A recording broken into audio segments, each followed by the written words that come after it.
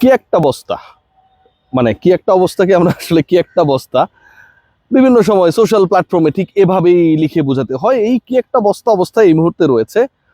Australia বাংলাদেশের বিপক্ষে প্রথম ম্যাচে ৮৬ রানে পরাজিত হয়েছে যে দলটা, সেই অস্ট্রেলিয়ার বিপক্ষে পরের ম্যাচে মিরপুরের হোম অফ ক্রিকেটে ঠিক এখানটায় বাংলাদেশ যদি জিতে যায়, যদিটা বলা আসলে হচ্ছে এই কারণে, কারণ ম্যাচটা যেহেতু এখনো মাঠে করায় নাই, বৃষ্টির ব্যাপার স্যাপার রয়েছে, বাট অবভিয়াসলি সেই ম্যাচ মাঠে করালে এবং সব ঠিক থাকলে বাংলাদেশ আগামীকালই অস্ট্রেলিয়ার বিপক্ষে জিতে যাবে, এবং সেটা ঠিকঠাকভাবে ঘটলে বাংলাদেশ ওয়ানডেতে টানা চতুর্থ সিরিজ জিতে যাবে।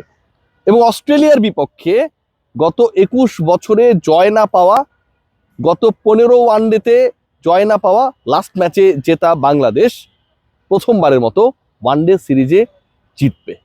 এই যখন সিচুয়েশন, তখন ডিসকাশনে বাংলাদেশের 11টা কেমন হবে, কারণ বাংলাদেশ লাস্ট ম্যাচে জিতেছে এবং ব্যবধান হচ্ছে ৮৬ রানের, 86 রানসের যে ডিফারেন্স, এটা ওয়ানডেতে ভয়ঙ্কর বড়। ৮৬ রানের একটা ব্যবধানে আপনি অস্ট্রেলিয়াকে হারাচ্ছেন, যারা এই মুহূর্তে বিশ্ব চ্যাম্পিয়ন। এই আলোচনাটা খুব কম আসছে। এই মুহূর্তের ওয়ানডে ফরম্যাটের বিশ্ব চ্যাম্পিয়ন দলকে আপনি আপনার ঘরের মাঠে স্পোর্টিং উইকেটে ৮৬ রানে হারিয়ে দিচ্ছেন।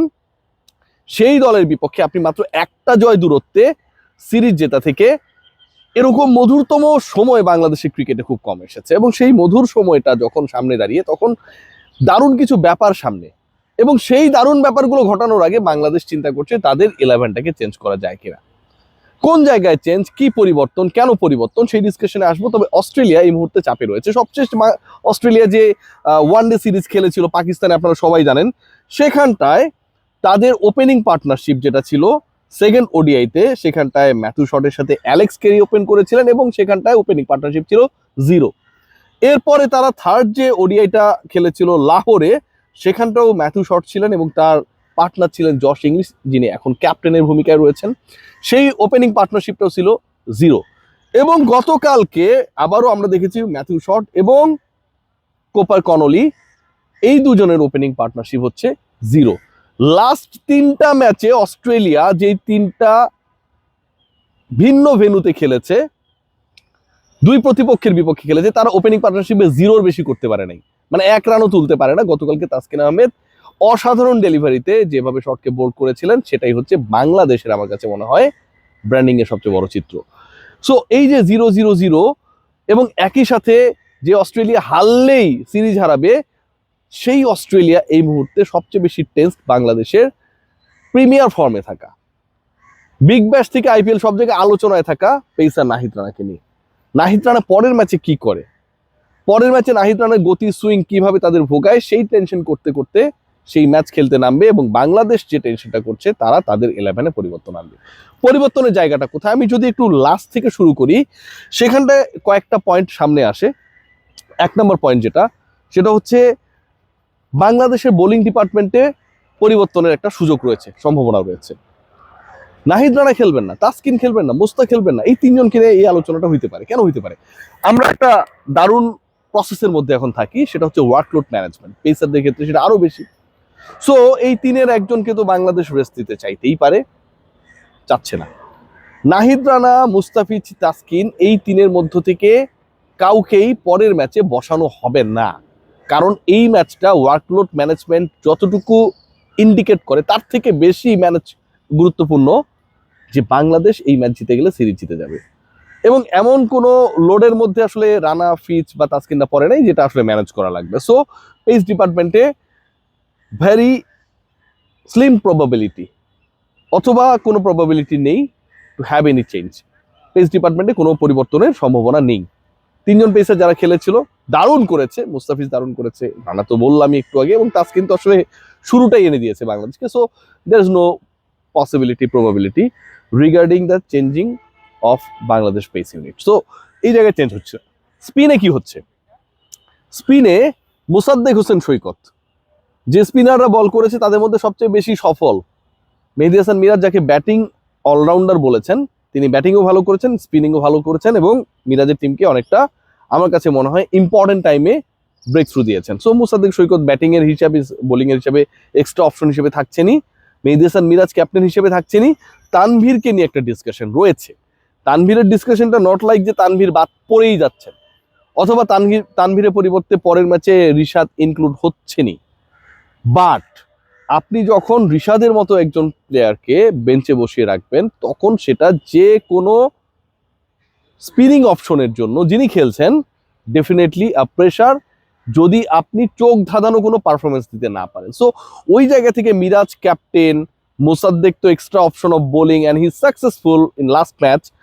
একটাই জায়গা রয়েছে, যদি আপনি রিশাদকে ঢুকাতে চান, অনেকগুলো কারণ রয়েছে, যে ক্রিকেটাররা রয়েছে তাদের অনেকের সাথেই রিশাদ বিগ ব্যাশে খেলেছেন, সাকসেসফুল ছিলেন, অস্ট্রেলিয়ার বিপক্ষে বাংলাদেশে খেলা, সিরিজ নির্ধারণী খেলা।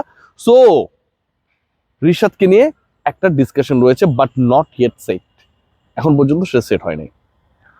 5টা বোলিং অপশনের ক্ষেত্রে একটাই পরিবর্তনের সম্ভাবনা, তানভীর অফ, রিশাদ ইন।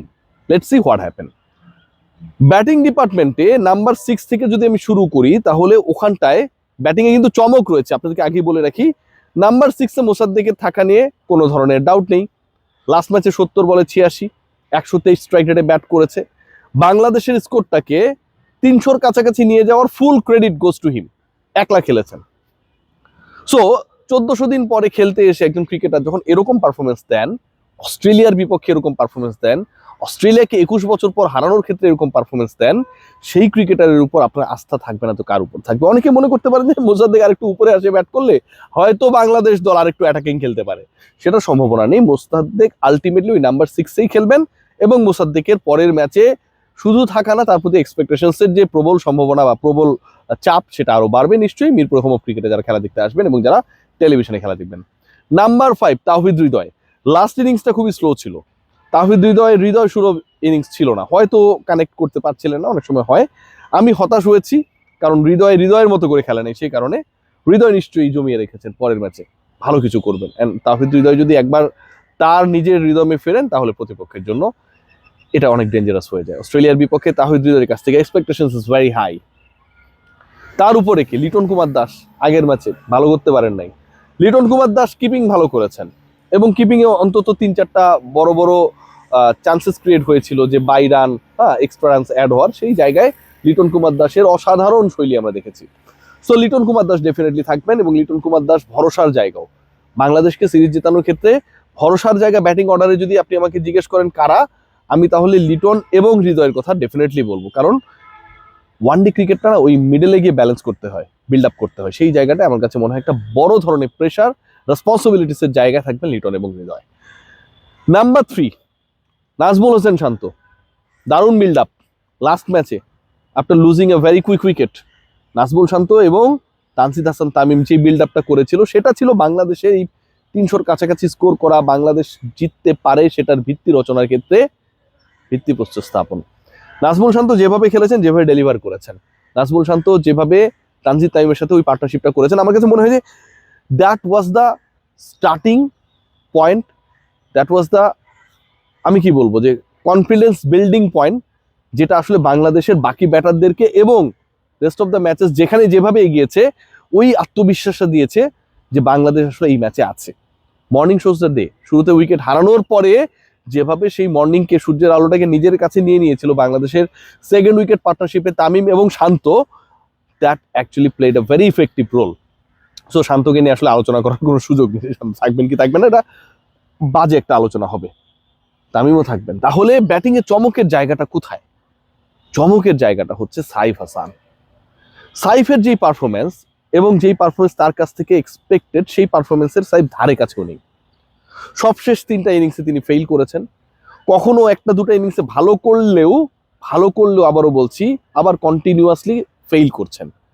এখন এরকম যখন একটা সিচুয়েশন, এবং যখন আপনি ওই ওপেনিং স্লটে ভালো করা একজন ক্রিকেটারকে, সৌম্য সরকারের কথা বলি, তাকে যদিও লাস্ট সিরিজে 3 নম্বরে খেলানো হয়েছে, বাট ওইখানটায় তো তিনি আসলে প্রুভেন না, আপনি বসিয়ে রাখছেন, আবার যাকে খেলাচ্ছেন সৌম্যের জায়গাটায় তিনি পারফর্ম করতে পারছেন না, সেটা আমার কাছে মনে হয় একটা দলের উপর একটা প্রেশার ক্রিয়েট করে। So from that connection, Bangladesh has a big possibility to make a change on top. সেই জায়গায় কে?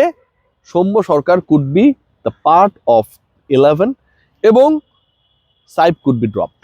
There is a big possibility.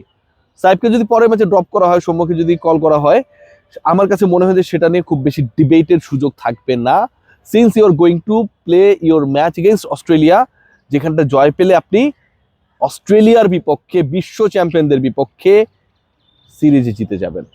So from my opinion, Bangladesh দলে দুটা পরিবর্তনের সম্ভাবনা রয়েছে, একটা প্রবল, সেটা হচ্ছে সাইফের জায়গায় সৌম্য, প্রবল প্রবল, আর আরেকটা হচ্ছে রিশাদকে যদি আপনি আর বেঞ্চ না রেখে 11-এ ব্যাক করেন, সেক্ষেত্রে Tanvir will be out. So দেখা যাক কি হয় শেষ পর্যন্ত, বাট বাংলাদেশ পরের ম্যাচে আমার গাট ফিলিং বলে ডেফিনেটলি জিতবে, অসাধারণ ক্রিকেট খেলবে।